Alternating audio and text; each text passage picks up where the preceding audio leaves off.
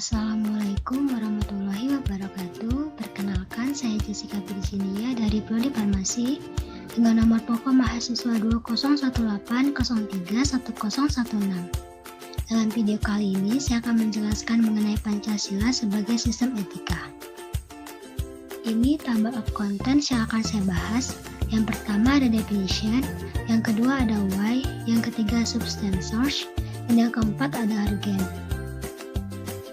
Pengertian Pancasila sebagai sistem etika dapat mengacu pada beberapa jenis pemahaman.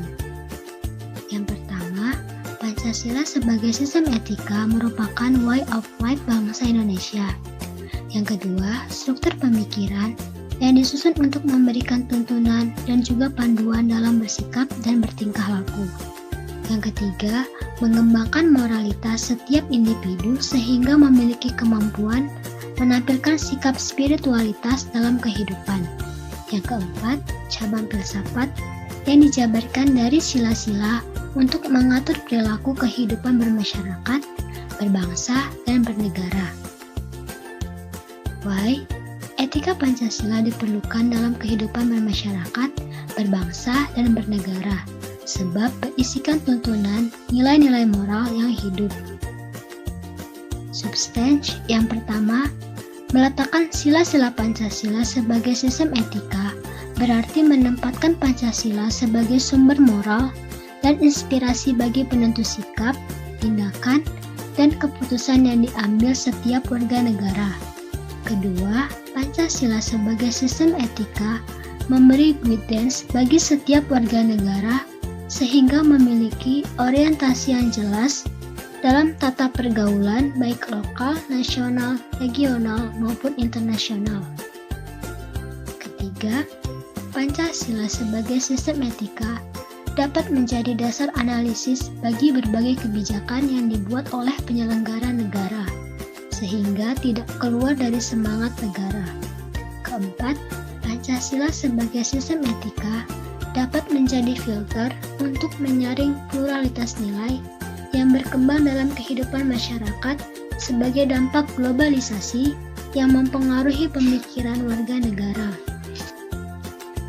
Source yang pertama, sumber historis. Sumber historis Pancasila sebagai sistem etika yang diterapkan sejak zaman Orde Lama, Orde Baru, maupun pada era reformasi.